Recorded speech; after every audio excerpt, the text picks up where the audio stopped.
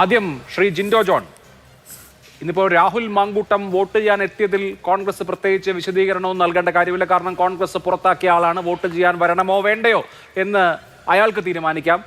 അതിന് സ്വീകരിക്കാൻ എന്തിനാണ് കോൺഗ്രസിൻ്റെയും യൂത്ത് കോൺഗ്രസിൻ്റെയും പട എന്ന ചോദ്യവും ഞാൻ ചോദിക്കുന്നില്ല. പക്ഷേ പുറത്താക്കിയ ആൾക്ക് വേണ്ടി, ടീമിൽ നിന്ന് പുറത്താക്കിയ ആൾക്ക് വേണ്ടി KPCC പ്രസിഡന്റ് ഇന്ന് രാവിലെ പ്രധാനപ്പെട്ട ഒരു തെരഞ്ഞെടുപ്പ് നടക്കുന്ന ദിവസം പോലും ബാറ്റ് ചെയ്തുകൊണ്ടിരിക്കുന്നത് എന്തിനാണ്? രാഷ്ട്രീയ പ്രേരിതമാണ് എന്ന് അദ്ദേഹം പറയുന്നു. അങ്ങനെയല്ല എന്ന് പ്രതിപക്ഷ നേതാവും ഷാനിമോൾ ഉസ്മാനും പിന്നീട് പറയുന്നു. എന്താണ് ഈ നടക്കുന്നത്?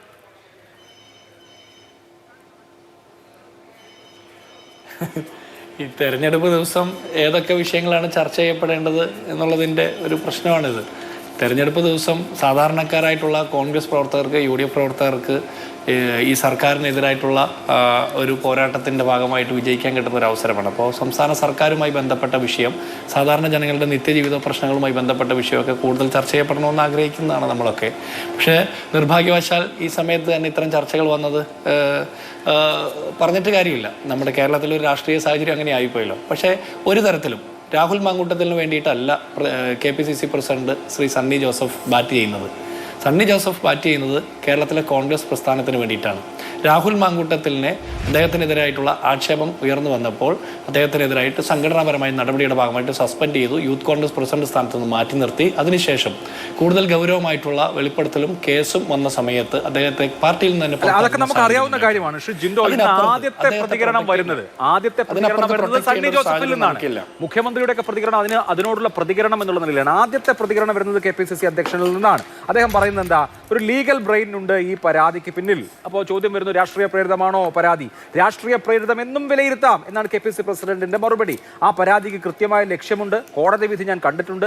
ഇത് ആസൂത്രിതമായ വെൽ ഡ്രാഫ്റ്റഡ് ആയിട്ടുള്ള പരാതിയാണെന്ന് അദ്ദേഹം ആവർത്തിക്കുന്നു. നോക്കൂ, ആദ്യത്തെ കമന്റാണ്, മറുപടിയല്ല.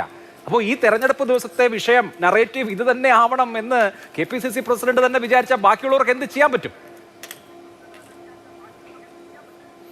അല്ല, ഇതിലുള്ള പ്രശ്നം എന്താണെന്ന് വെച്ച് കഴിഞ്ഞാൽ, ഈ പരാതി കൊടുക്കേണ്ട ആൾ KPCC പ്രസിഡന്റ് ആണോ എന്ന് ചോദിച്ചാൽ എൻ്റെ അഭിപ്രായത്തിൽ KPCC പ്രസിഡന്റിനല്ല കേരളത്തിലെ ഒരു സ്ത്രീകളും പരാതി കൊടുക്കേണ്ടത്.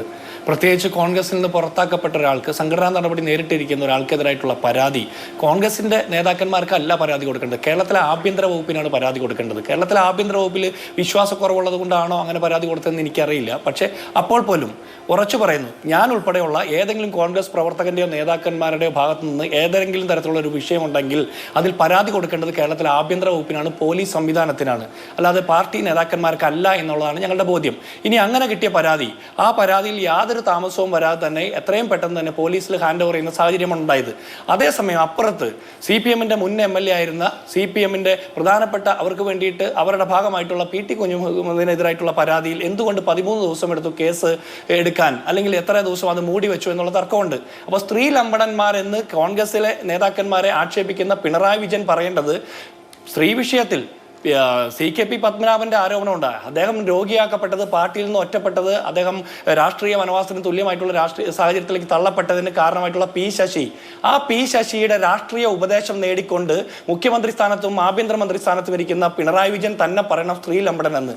P ശശിയെ പിന്തുണയ്ക്കുന്ന പിണറായി വിജയൻ സ്ത്രീ ലംബടനാണെങ്കിൽ കേരളത്തിൽ മറ്റാരെയും അദ്ദേഹത്തിന് അങ്ങനെ വിളിക്കാം. മുകേഷിന്റെ പിന്തുണ വാങ്ങിക്കൊണ്ട് നിയമസഭയിൽ ഇരുന്നു കൊണ്ട് കേരളത്തെ ഭരിക്കുന്ന പിണറായി വിജയൻ സ്ത്രീ ലംബടനാണെങ്കിൽ അദ്ദേഹത്തിന് മറ്റു പലരെയും അത്തരത്തിൽ ഉപമിക്കാൻ എളുപ്പം കിട്ടും.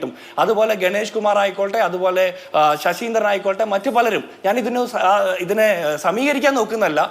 ഇപ്പുറത്ത് കോൺഗ്രസിന്റെയോ UDFന്റെയോ ഭാഗമായിട്ട് നിൽക്കുന്ന ആരുടെയെങ്കിലും ഭാഗത്ത് നിന്ന് ഇത്തരത്തിൽ വിഷയങ്ങൾ വന്നിട്ടുണ്ടെങ്കിൽ അതിൽ മറ്റാരും ചെയ്യുന്നതിനേക്കാൾ വലിയ വേഗത്തിൽ മാതൃകാപരമായിട്ടുള്ള നടപടി എടുത്തിട്ടുണ്ട്. പലർക്കും ആ നടപടിയിൽ വേഗതയിലൊക്കെ അതൃപ്തിയും അസംതൃപ്തിയും ഉള്ള ആളുകളൊക്കെ ഉണ്ടാകും. പക്ഷേ കാലഘട്ടം മാറുന്നതിനനുസരിച്ചിട്ടുള്ള കൃത്യമായിട്ടുള്ള രാഷ്ട്രീയ ബോധ്യത്തിൽ നിന്നുകൊണ്ടാണ് കോൺഗ്രസ് പാർട്ടി അത്തരത്തിലുള്ള നിലപാടെടുത്തത്. ആ നിലപാടിൽ തന്നെ ഞങ്ങൾ ഉറച്ചു നിൽക്കുന്നു. ഞങ്ങളെ സംബന്ധിച്ചിടത്തോളം രാഹുൽ മാങ്കൂട്ടത്തിനെ പിന്തുണയ്ക്കുകയല്ല കോൺഗ്രസ് പാർട്ടിയുടെ ലക്ഷ്യം.